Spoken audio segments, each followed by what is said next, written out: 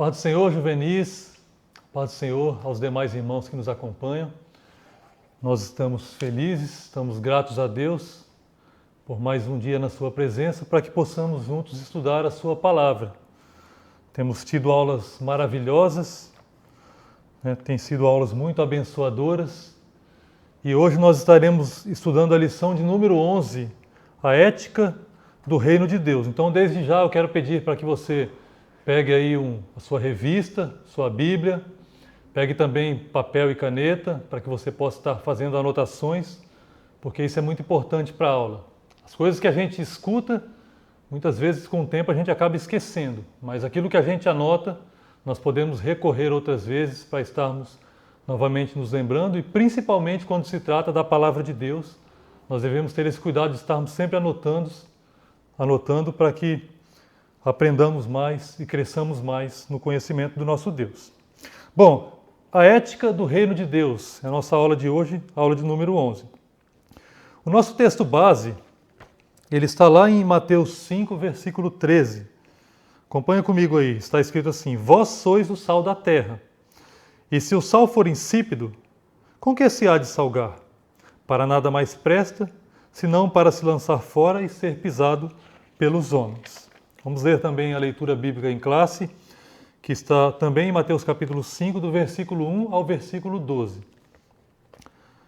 Jesus, vendo a multidão, subiu a um monte, e assentando-se, aproximaram-se dele os seus discípulos, e abrindo a boca os ensinava, dizendo: Bem-aventurados os pobres de espírito, porque deles é o reino dos céus.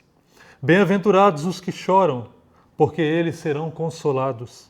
Bem-aventurados os mansos, porque eles herdarão a terra. Bem-aventurados os que têm fome e sede de justiça, porque eles serão fartos. Bem-aventurados os misericordiosos, porque eles alcançarão misericórdia. Bem-aventurados os limpos de coração, porque eles verão a Deus. Bem-aventurados os pacificadores, porque eles serão chamados filhos de Deus. Bem-aventurados os que sofrem perseguição por causa da justiça, porque deles é o reino dos céus. Bem-aventurados sois vós, quando vos injuriarem e perseguirem, e mentindo disserem todo mal contra vós por minha causa. Exultai e alegrai-vos, porque é grande o vosso galardão nos céus, porque assim perseguiram os profetas que foram antes de vós. Glória a Deus. Vamos fazer uma oração nesse momento. Curva a sua cabeça e ore comigo. Senhor, nós queremos te agradecer, Pai.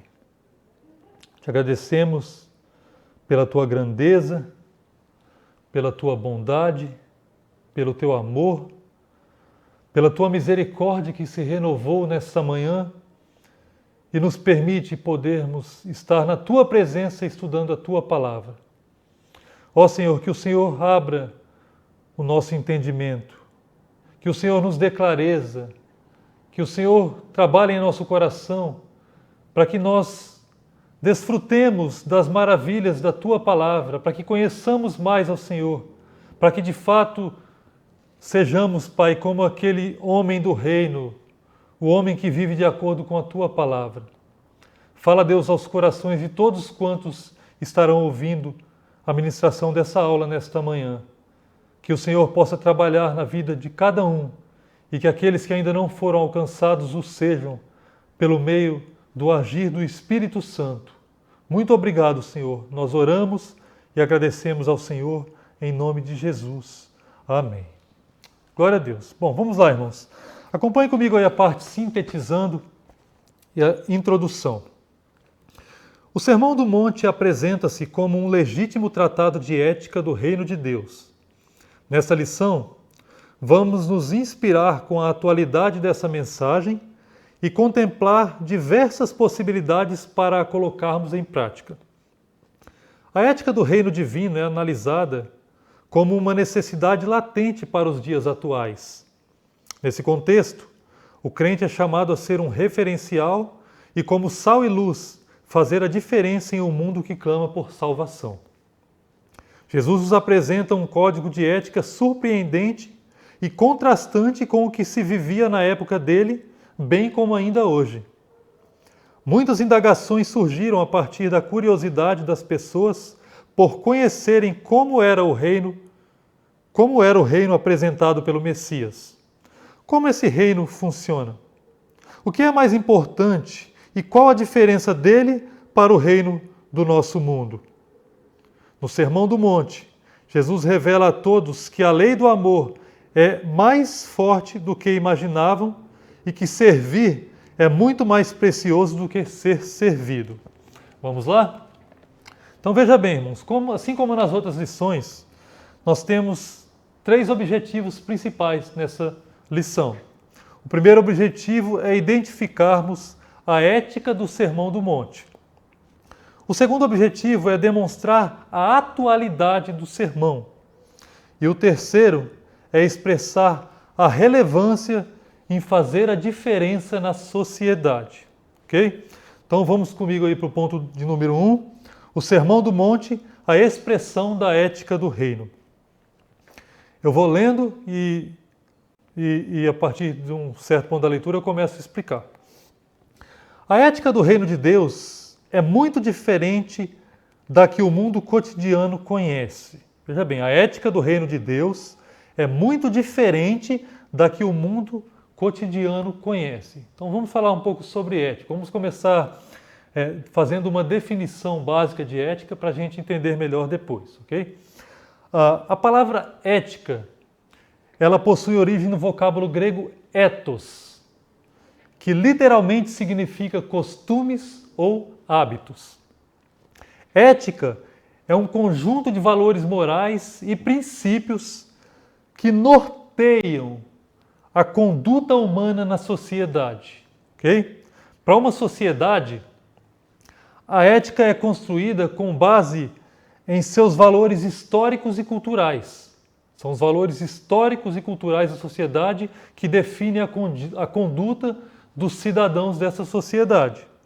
Então, uma pessoa que não segue a ética da sociedade a qual pertence, uma pessoa que não segue aos valores históricos ou culturais da sociedade a qual pertence, essa pessoa é chamada de antiético. Okay? Então essa é a ética da sociedade, a ética produzida, baseada nos valores históricos ou culturais que essa sociedade tem. Mas e quanto ao cristão? O cristão deve ser guiado, o cristão deve ser norteado por essa ética, pelos costumes ou hábitos de uma sociedade? O que você acha? E se ele deve, até que ponto ele pode ser norteado por isso? Onde nós podemos encontrar a base ética do cristão? Vocês sabem responder? Coloquem aí no chat aí, para a gente estar trocando uma ideia sobre o assunto. Coloca a opinião de vocês, o que vocês entendem sobre isso. Mas respondam aí, onde nós podemos encontrar a base ética do cristão? A resposta, obviamente vocês sabem, é na palavra de Deus. A palavra de Deus é a base para a nossa ética, para a nossa conduta, para o modo como vivemos na sociedade.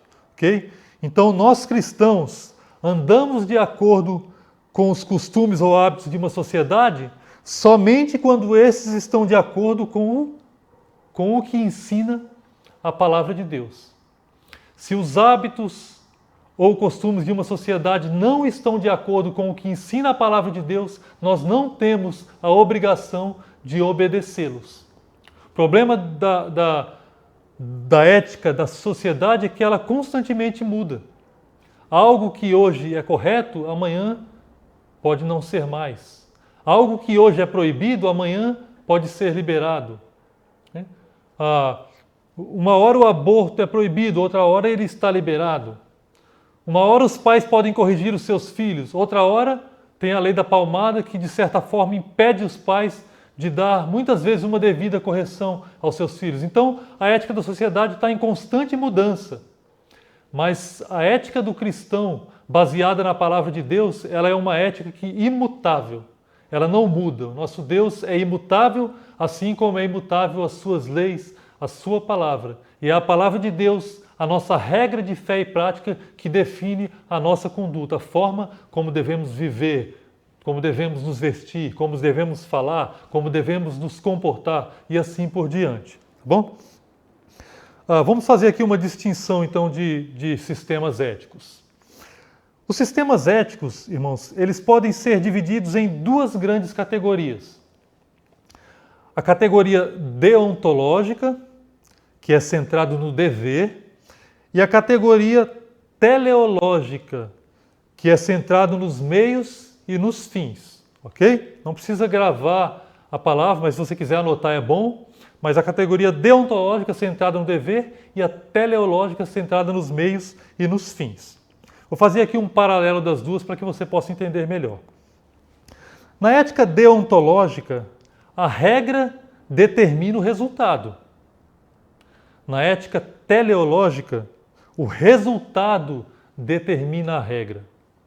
Na ética deontológica, a regra é a base do ato, do ato. Na ética teleológica, o resultado é a base do ato. Na ética deontológica, a regra é boa independente do resultado. O resultado sendo bom ou ruim, a regra não deixa de ser boa. Na ética teleológica, a regra é boa por causa do resultado. Na ética deontológica, o resultado é sempre calculado dentro das regras. Você tem uma regra e com base nessa regra você vai calcular os resultados. Na ética teleológica, o resultado algumas vezes pode ser usado para quebrar as regras. Ou seja, os fins justificam os meios. Certo ato é praticado se o resultado é bom, independente das regras. Okay? Se o resultado final for bom, não importa os meios, as regras podem ser quebradas, porque no fim as coisas vão sair do jeito que queria que saísse. Essa é a ética teleológica. Agora eu pergunto a vocês, a ética cristã, ela é uma ética deontológica ou uma ética teleológica? Coloca aí no chat. Qual é seu entendimento sobre isso? O que você acha? A ética cristã é deontológica ou teleológica?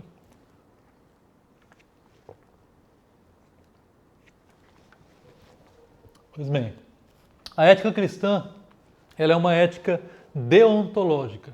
É uma ética centrada no dever. Nós cristãos fazemos algo porque é certo, não porque pode dar certo ou porque vai dar certo. Ok? Muitas vezes nós teremos que fazer coisas como cristãos, como cidadãos do reino de Deus, como filhos de Deus, teremos que tomar decisões que terão resultados que não serão agradáveis a nós. Por exemplo, você pode ser um funcionário e o seu patrão pedir para que você faça algo ilícito, algo que quebra a lei de Deus, algo que vai te levar a pecar contra Deus. Você jamais irá fazer isso, independente se os resultados serão bons. E se o seu patrão te disser, então eu precisarei te demitir, porque você não quer fazer isso. Então, o resultado final vai ser ruim, porque você estará sendo demitido. Mas o ato foi um ato correto. Ele está baseado na palavra de Deus. Você deixou de fazer porque a palavra de Deus diz que você não pode fazer algo ilícito. Ok? Então a ética cristã é deontológica. Nós fazemos o que devemos ser feito. Algo é feito por causa do seu valor essencial, porque é correto, não porque vai dar certo. Você pode, de repente, como cristão, muitas vezes você pode perder amigos, porque você vai se comportar de uma maneira que o seu amigo não gosta. Você vai precisar repreendê-lo às vezes.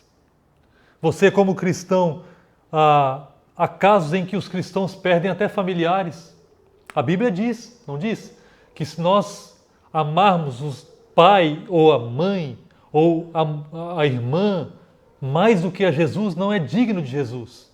Então você que é de uma família não cristã e você é fiel a Deus, pode ser que aconteça que chega num ponto onde a sua própria família se torna seu inimigo. E você vai ter que fazer coisas que não irá agradar seus familiares. E pode ser que chegue ao ponto de que você tenha que abrir mão dos seus familiares por causa do reino de Deus. Muitos cristãos já passaram por isso. E é justo e deve ser feito, porque não há ninguém mais importante do que Cristo. Não há nada mais perfeito do que a sua palavra. Ele deu a vida por nós na cruz e nós devemos viver inteiramente para Ele. Essa é a ética do reino. Nós não estamos focados nos resultados, nós estamos focados na lei de Deus, naquilo que ela ensina e naquilo que ela nos ordena. Mesmo que isso custe a nossa própria vida, se nós não estivermos dispostos a viver para Jesus de tal forma que, se for preciso, entreguemos nossa vida por Ele, nós não podemos ser cidadãos no reino, porque essa é a exigência que Ele nos faz.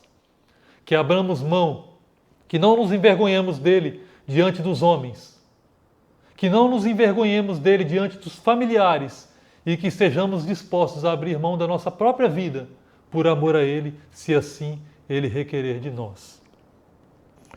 Nós cremos que é melhor ter amado e perdido do que não ter amado.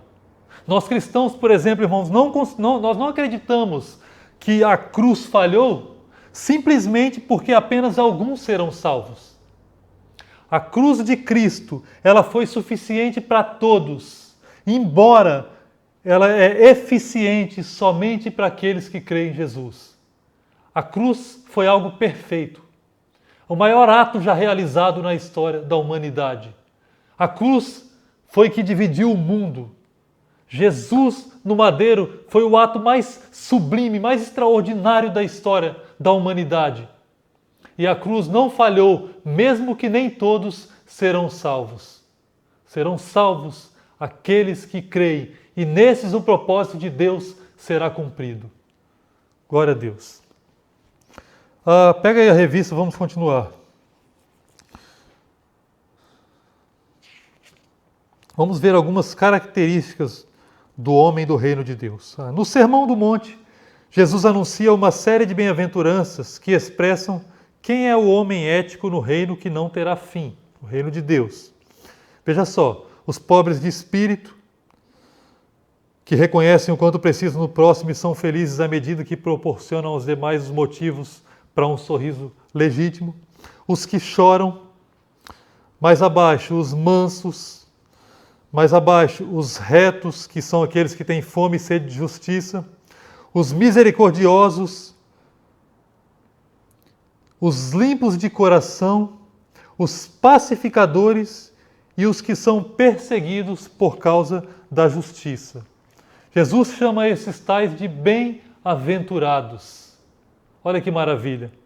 Essa expressão significa ter uma satisfação e suficiência interior que não depende das circunstâncias externas. O cristão não depende de circunstâncias externas, não depende de que tudo esteja indo de vento e polpa à sua volta para que ele esteja bem. Independente das circunstâncias externas, Jesus chama o cristão de bem-aventurado, de mais do que feliz. Ele diz que essa pessoa tem uma suficiência interior, uma satisfação interior, que vai muito além, que está sobre as circunstâncias externas que o cercam. Vamos ver então cada uma dessas definições que Jesus dá. Primeiro aí, os pobres em espírito. O que são os pobres em espírito? Não é uma referência, irmãos, a bens materiais. Pobres em espírito não é referente a bens materiais, mas referente ao espírito da pessoa. São pessoas convencidas de sua pobreza espiritual. São pessoas cujo orgulho anterior do velho homem foi quebrado. São pessoas que têm um espírito contrito, quebrantadas diante de Deus. Pessoas que amam e tremem diante da palavra de Deus. São pessoas que percebem sua total incapacidade. Elas não confiam em si mesmas. Elas não esperam nada de si mesmas, mas elas esperam tudo de Deus. Elas depositam em Deus toda a sua confiança. Esses são os pobres em espírito. Jesus também diz que são bem-aventurados os que choram. Outra característica do homem do reino de Deus, da mulher do homem de Deus, é que ele chora. Para o mundo, irmãos, o choro é sinal de fraqueza. Mas no reino de Deus, Deus diz que os que choram, eles são bem-aventurados. Agora, que tipo de choro é esse? As pessoas choram por muitas razões. Choram por enfermidade, choram por luto, porque perderam algum ente querido ou algum amigo. Choram porque tiveram alguma perda material, porque tiveram seu orgulho ferido. Choram por causa do término de um relacionamento, de um namoro e etc. Choram por vários motivos. Mas não é a esse tipo de choro que Jesus está se referindo aqui. O choro a que Jesus se refere é o pranto daqueles que reconhecem a sua miséria espiritual. São os pobres em espírito. São os quebrantados diante de Deus. Dos que verdadeiramente amam a Deus. Eles choram porque reconhecem sua natureza pecaminosa. Eles choram porque seu pecado ofende a Deus. Porque às vezes eles transgridem a lei de Deus. Porque eles entristecem o Espírito Santo de Deus. Eles amam a Deus e quando eles pecam, eles entram num profundo desespero e eles choram, porque eles querem ser limpos de coração, eles desejam, eles têm fome de justiça. Nós falaremos disso já já. Por isso eles choram. É um choro verdadeiro. É um choro sincero, é um choro profundo. Não é um mero remorso. Lembra de Pedro e de Judas? Pedro, quando traiu a Cristo, a Bíblia diz que Jesus olhou para ele. Jesus disse: Pedro, você me negará 3 vezes. Pedro disse: eu jamais vou te negar. Mesmo que todos te neguem, Senhor, todavia eu nunca. Eu vou com o Senhor até o fim, eu estou disposto a dar a minha vida pelo Senhor. Eu amo o Senhor, eu jamais trairia o Senhor. Jesus disse: 3 vezes me negarás antes que o galo cante. E Pedro, de fato, nega a Cristo. E no momento que ele o nega pela 3ª vez, a Bíblia diz que Jesus fita os olhos nele. E Pedro se lembra das palavras de Jesus e Pedro chora amargamente. Foi um choro verdadeiro, um choro sincero. O oposto disso, o falso choro, o choro que não é de um verdadeiro arrependimento, é o choro de Judas. Ele foi até as pessoas e disse a elas: eu traí, eu pequei traindo sangue inocente. E elas disseram: nós não temos nada a ver com isso é com você. Judas se retira e vai se matar, vai tirar a sua própria vida. Olha o Salmo 24, versículos... Perdão, não é o Salmo 24, eu acabei pulando uma parte aqui. Voltando ainda nos que choram. É um choro sincero, um choro como o de Pedro, e eles também choram pelos ímpios. Quando um cristão que ama a Deus, que foi salvo, que quer ter pureza de coração, vê o ímpio na prática do pecado e sendo condenado, ele chora pelos ímpios. Ele deseja que aquele ímpio seja alcançado como ele foi alcançado. Ele deseja que aquele ímpio seja salvo e que viva uma vida agradável a Deus como ele tem lutado para viver. Ele deseja que aquele ímpio desfrute das alegrias que ele tem desfrutado no reino de Deus. Esse é um bem-aventurado, o que chora.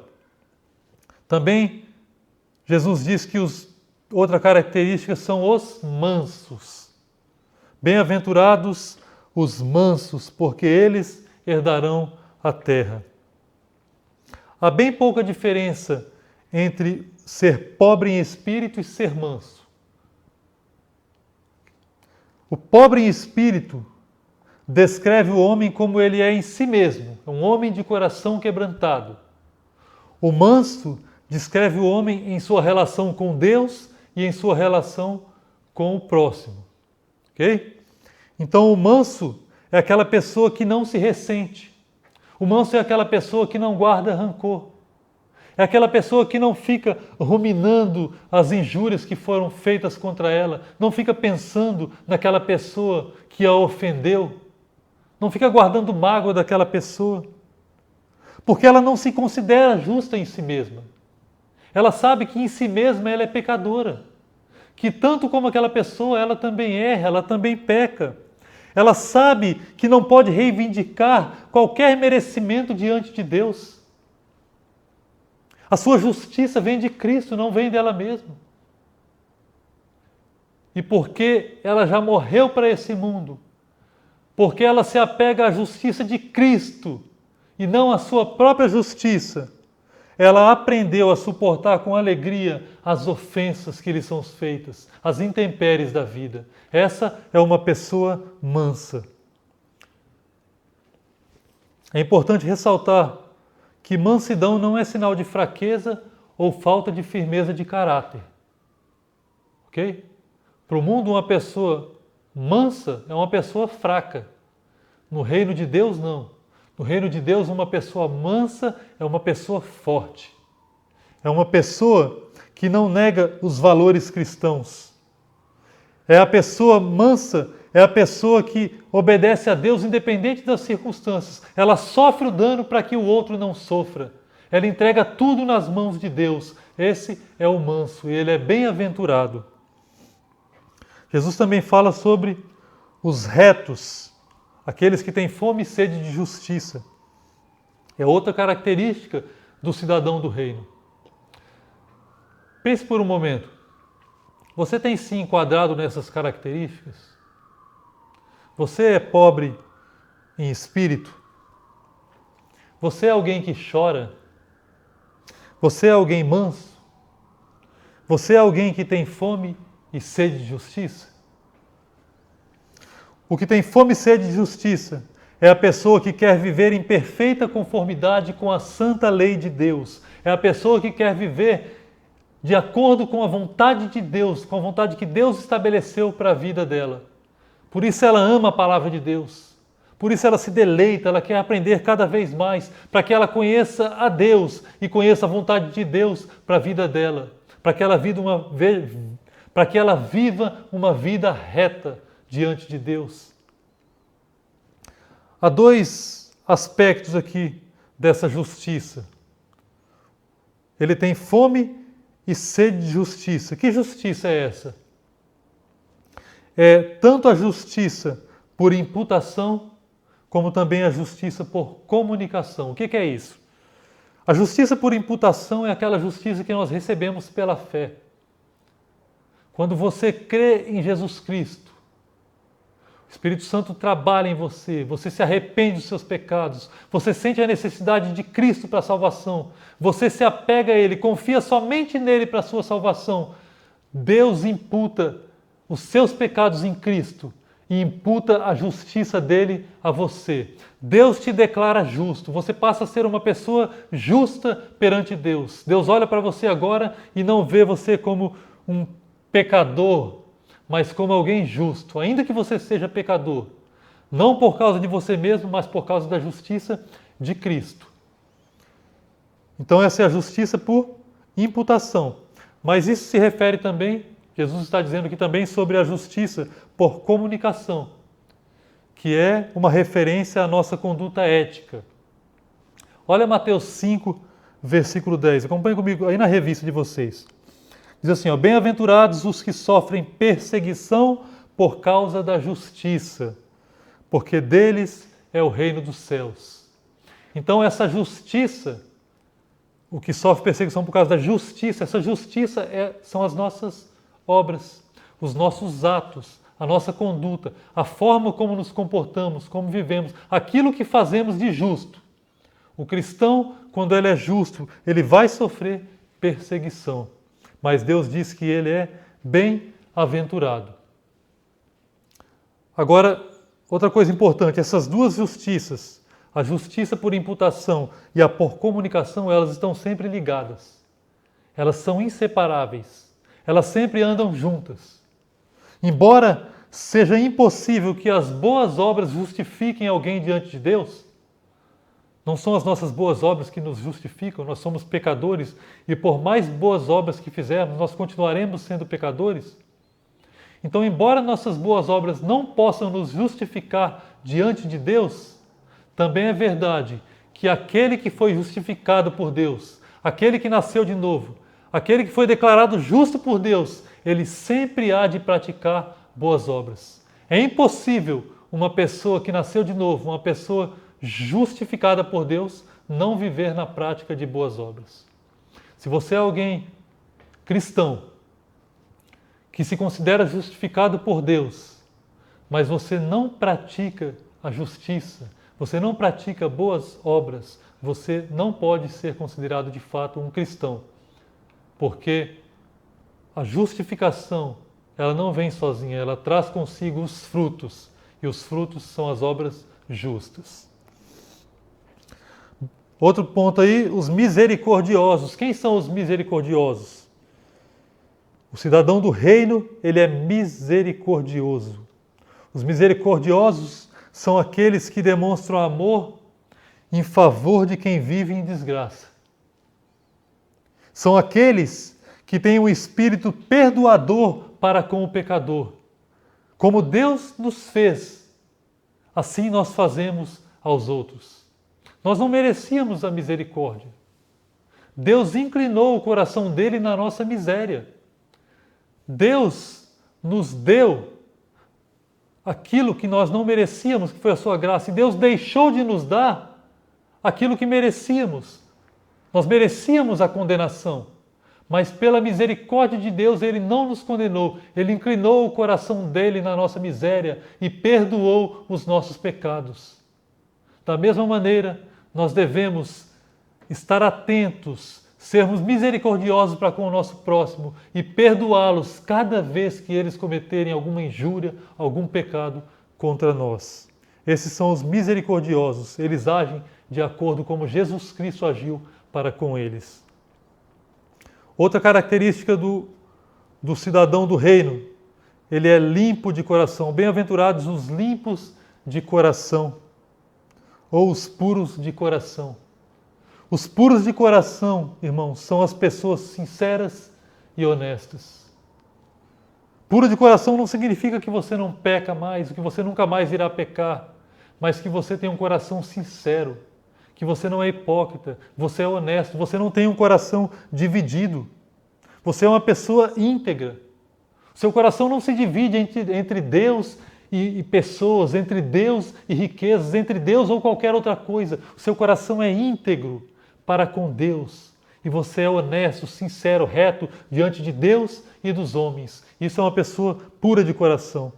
Tiago 4, versículo 8, está escrito assim: e vós de duplo ânimo, purificai o vosso coração. Uma pessoa de duplo ânimo, de duplicidade, uma pessoa que fica em cima do muro, é uma pessoa que tem um coração impuro, é uma pessoa que está dividindo o seu coração entre Deus e qualquer outra coisa ou qualquer outra pessoa. A Bíblia diz que essa pessoa é impura de coração. Olha o Salmo 24, versículos 3 e 4.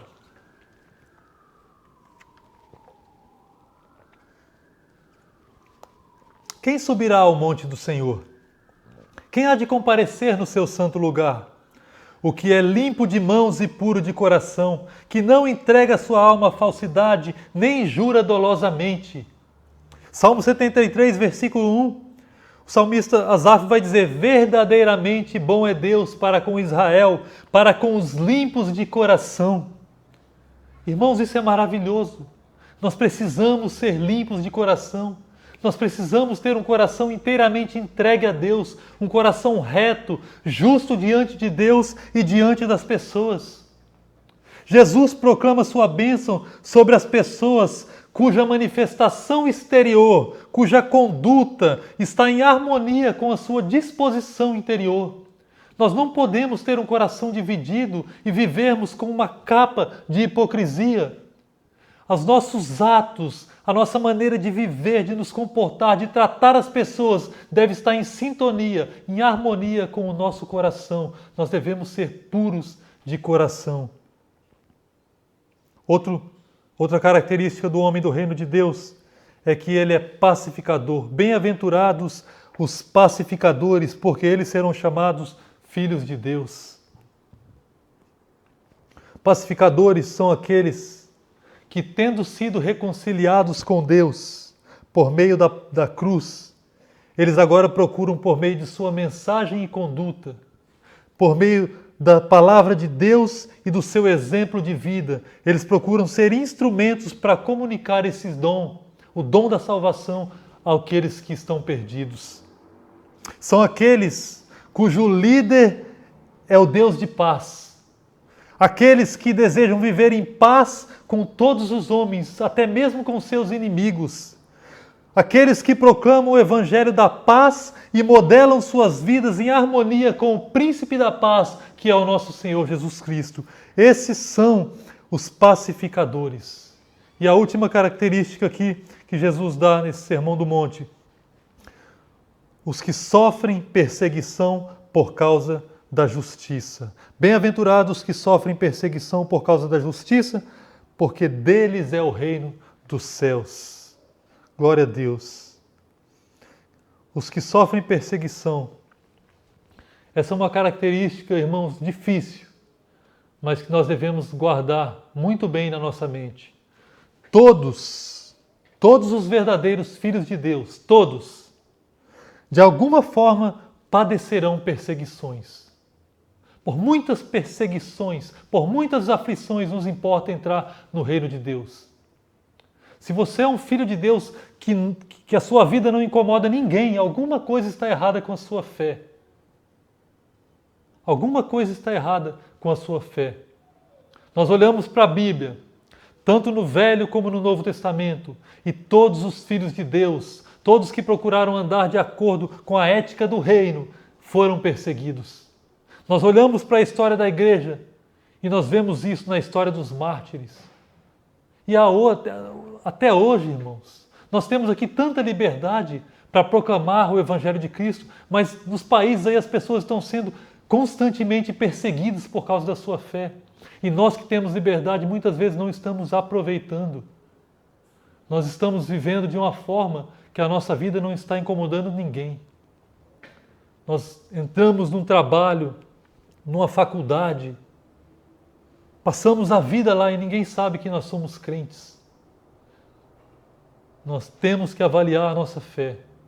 Se nós não estamos sendo perseguidos de maneira alguma, tem alguma coisa errada com a nossa fé, porque são bem-aventurados, são cidadãos do reino aqueles que sofrem perseguição por causa da justiça, porque eles vivem uma vida reta. E a vida reta sempre vai incomodar o mundo.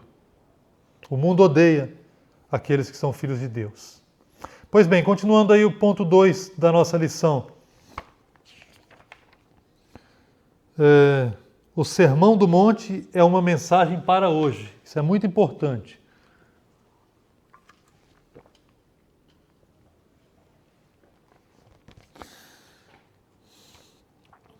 Vamos lá, vamos aqui para o segundo parágrafo, que o nosso tempo está bem corrido.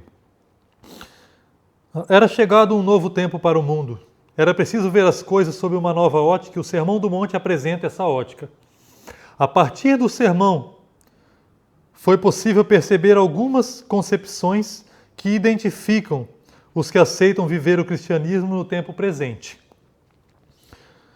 A primeira delas é o fato de precisarmos viver uma transformação a partir do interior do homem, pois todos os sentimentos e mudanças começam no coração. Provérbios 4, verso 23. É o texto que diz: de tudo que se deve guardar, guarda o coração, porque dele procede as fontes da vida. Então veja bem, a primeira concepção que nós vimos nas características do homem do reino de Deus é a transformação interior. É o oposto daquilo que os fariseus viviam. Os fariseus tinham uma capa de piedade.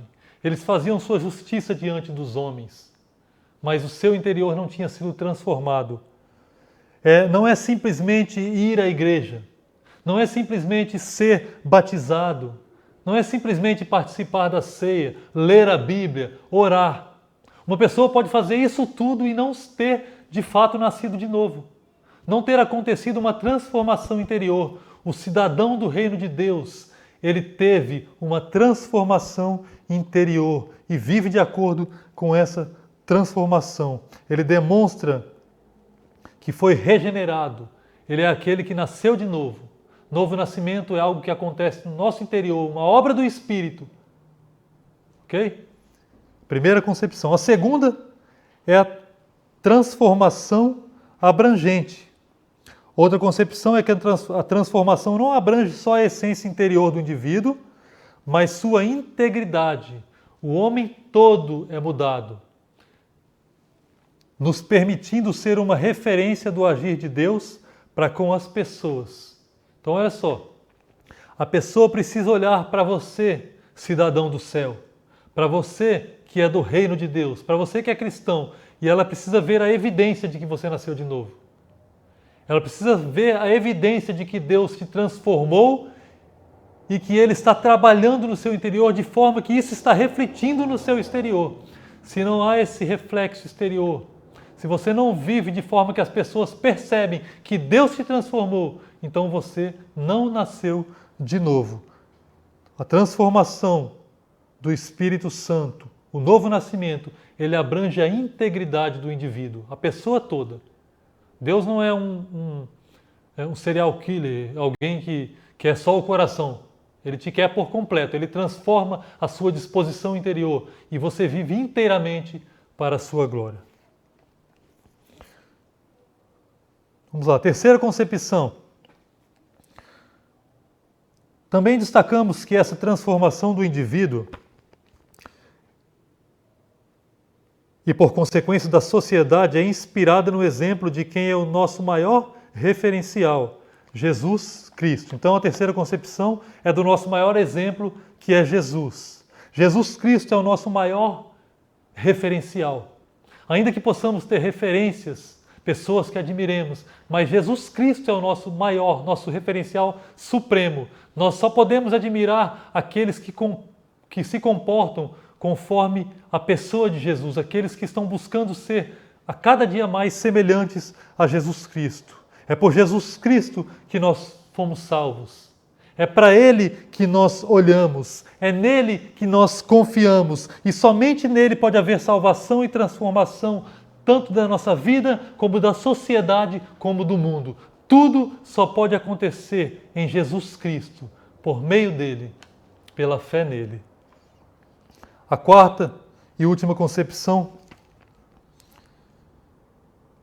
Finalmente, os ensinos de Jesus nos mostram que as verdadeiras mudanças ocorreriam numa direção inversa do que muitos pensavam, ou seja, de baixo para cima.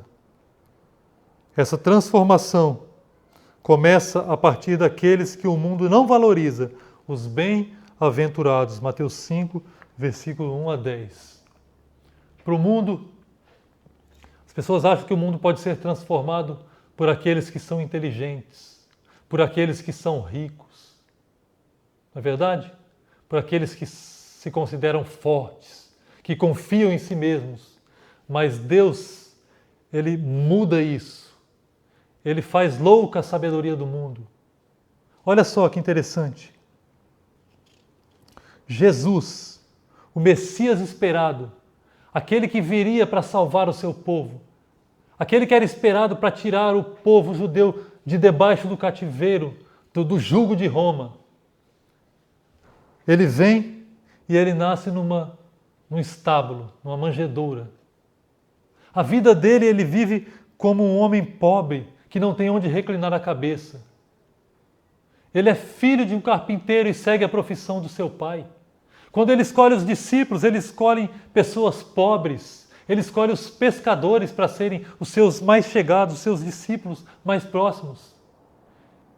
Ele é perseguido no seu ministério. Ele morre numa cruz como um maldito de Deus. Esse era o Messias esperado. Por isso que o Evangelho é loucura para aqueles que perecem. Porque tudo que o mundo crê que pode ser bom para a sociedade, Deus mostrou, Deus fez de forma contrária. Deus começou de baixo para cima. Veja que maravilha. O texto de 1 Coríntios, capítulo 1, versículos 26 a 31. Olha que texto maravilhoso. Não são muitos os sábios segundo a carne, nem muitos os poderosos, nem muitos os nobres que são chamados. Mas Deus escolheu as coisas loucas deste mundo para confundir as sábias. E Deus escolheu as coisas fracas deste mundo para confundir as fortes. E Deus escolheu as coisas vis deste mundo e as desprezíveis e as que não são para aniquilar as que são, para que nenhuma carne se glorie perante Ele. Mas vós sois dele em Jesus Cristo, o qual para nós foi feito por Deus sabedoria e justiça e santificação e redenção, para que, como está escrito, aquele que se gloria, glorie-se no Senhor. Louvado seja Deus. Esse é o nosso Deus, irmãos. Ele não está preocupado se você é rico, se você é bonitão. Ele não está preocupado se você é inteligente. O Deus que te criou, que te resgatou, é o Deus que te capacita a viver de acordo com a sua vontade. E Ele pode usar a sua vida, por menor que você se considere, para mudar o lugar onde você trabalha, para mudar o lugar onde você estuda, para mudar as pessoas à sua volta, na sua família, na faculdade. Onde quer que você esteja, Ele pode usar a sua vida para mudar a sociedade na qual você convive. Confia nesse Deus, entregue-se a Ele e Ele poderá fazer grandes coisas por meio da sua vida. Louvado seja Deus. O terceiro ponto, vivendo a ética do reino na sociedade. Para a sociedade, quem é o bem-aventurado? Com certeza é o que possui dinheiro, saúde, beleza e que acredita no seu potencial. Mas para o reino de Deus, esse exemplo é bem diferente. O Sermão do Monte nos dá uma boa ideia a esse respeito. O bem-aventurado é o que consegue entender que devemos buscar em primeiro lugar as coisas que são do alto, priorizando o espiritual e promovendo assim a paz, a justiça e a alegria. Mateus 6, versículo 33. Mas buscai primeiro o reino de Deus e a sua justiça, e todas essas coisas vos serão acrescentadas. Como aquele que é bem-aventurado no reino de Deus deve viver em sociedade? Como aquele que é bem-aventurado no reino de Deus deve viver em sociedade? Ele vai dizer aqui alguns exemplos, olha só. Primeiro, seguir requer um esforço para seguir o exemplo de Cristo, ok? O que é seguir o exemplo de Cristo? A Bíblia diz que aquele que está nele também deve andar como ele andou. O que é andar como ele andou? Será que significa que nós não iremos pecar, que nós faremos tudo com perfeição? Não. Eu gosto muito do exemplo que o pastor Paul Washer dá sobre isso. Ele disse que o pai dele era um homem muito forte e que ele admirava muito o pai dele. Eles moravam numa fazenda e de manhã o pai dele pegava 2 baldes pesados para levar água para os bois. E o pai dele saía andando com aqueles 2 baldes pesados em linha reta. E ele admirava o pai e ele queria ser igual ao pai. Então ele ia lá, pegava também 2 baldes e saía andando. Só que ele saía capengando. O pai dele andando em linha reta e ele curvando por causa do peso dos baldes. Mas aí ele diz, mas qualquer pessoa que olhava para mim poderia afirmar, sem dúvida, de que eu fazia de tudo para ser igual o meu pai. Isso é andar como Cristo andou. Ainda que erremos, nós devemos viver de tal forma que as pessoas olhem para nós e possam dizer sem dúvida, ele faz de tudo para viver conforme Jesus viveu. Isso é andar como Cristo andou. Outro exemplo que ele dá aí é o amor. João 13:34 diz assim, um novo mandamento vos dou, que vos ameis uns aos outros, como eu vos amei a vós, que também vós vos ameis uns aos outros. Ou seja, não basta amar, tem que amar como Cristo amou. Cristo amou a ponto de dar sua vida por nós. Assim nós devemos amar o nosso próximo, os nossos irmãos, a nossa família, a ponto de estar dispostos a dar a nossa vida por eles, se assim for preciso. Outra coisa que ele cita é a busca progressiva pela presença do Espírito Santo. Está aí na revista de vocês. Veja bem, nós já temos o Espírito Santo. O Espírito Santo nos foi dado no momento da nossa conversão. Mas nós devemos continuar buscando o Espírito Santo. Devemos buscar ser cheios do Espírito Santo. Isso acontece por meio da constante vida de oração, por meio do estudo da Palavra de Deus, por meio da comunhão com os irmãos, por meio do jejum. Nós devemos buscar ser cheios do Espírito Santo, pois só por meio do Espírito Santo, nós podemos viver na sociedade como homens do reino de Deus. Amém? Quarto e último ponto, sal e luz. Provavelmente você já ouviu essa expressão muitas vezes, ou até cantarolou enquanto ouvia as músicas de sua banda preferida. Mas o que significa sal e luz? Rapidamente somos remetidos aos significados mais próximos da palavra: dar sabor, fazer a diferença, que é propriedades do sal, iluminar e ser referência, propriedades da luz. Ótimo, mas será que já refletimos mesmo acerca dessa expressão? Ou já memorizamos tão facilmente a sua explicação que nem mais nos prendemos a esse detalhe?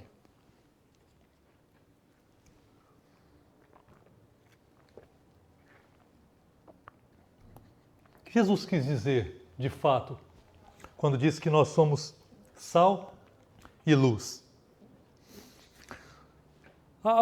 O sal tem muitas características, como também a luz.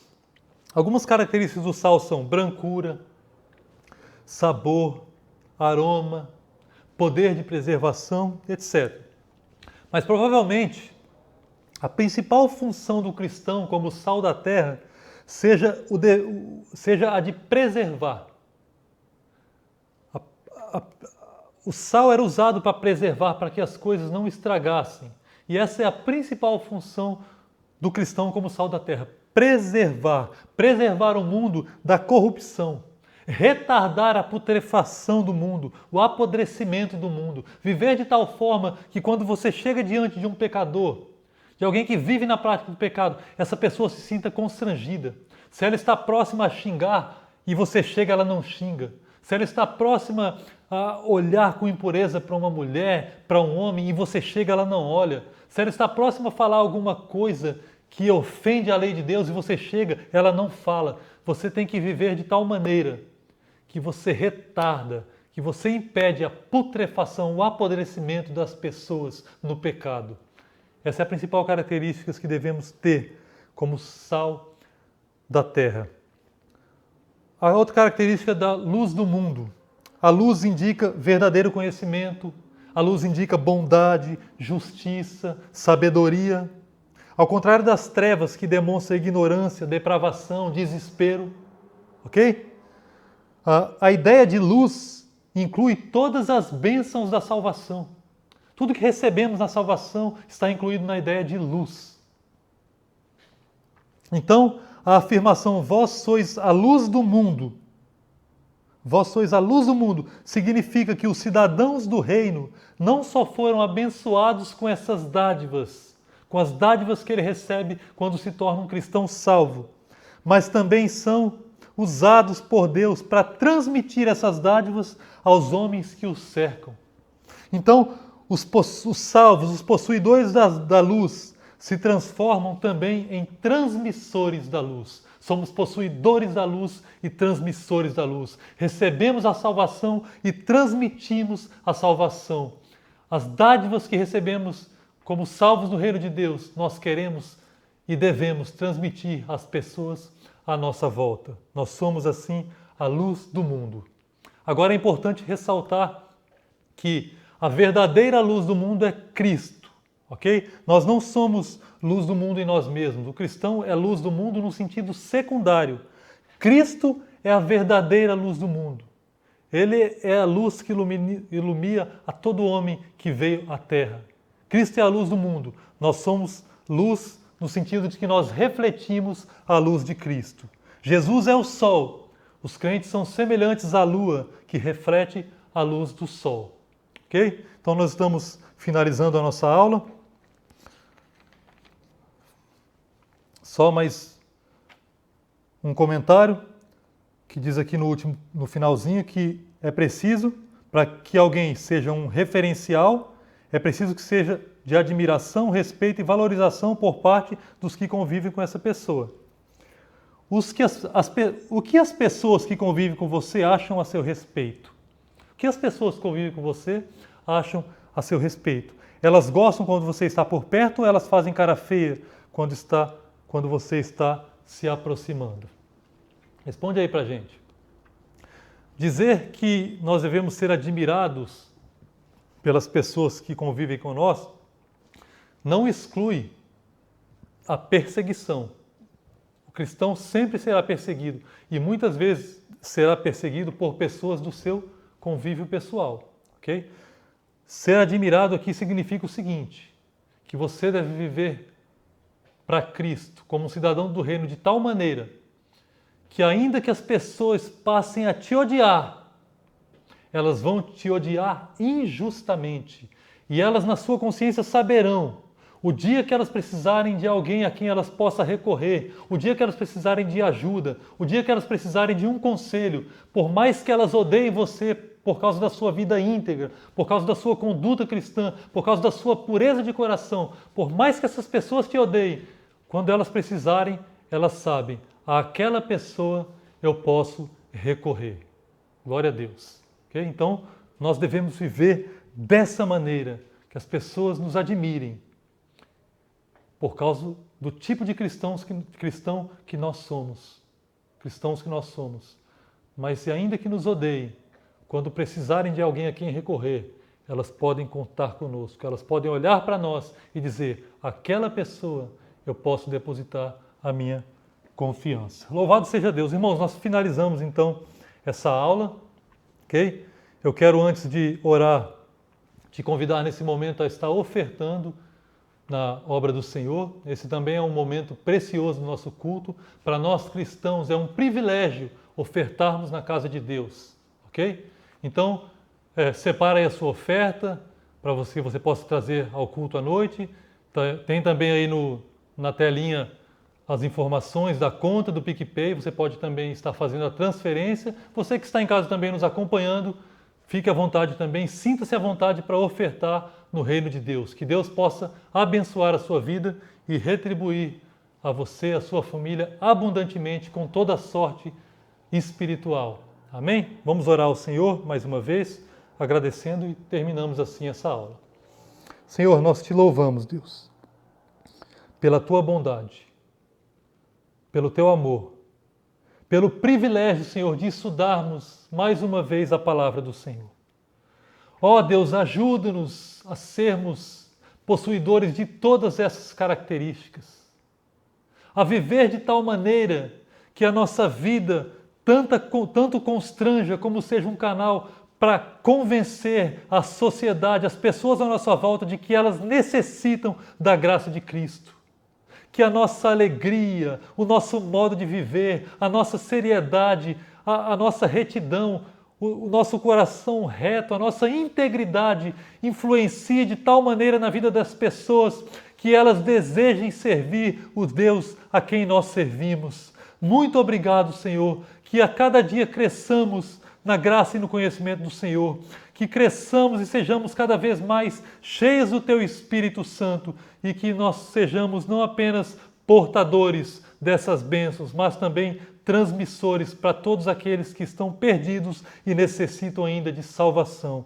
Muito obrigado, Senhor. Nós oramos assim e te agradecemos em nome de Jesus, a quem nós amamos e servimos.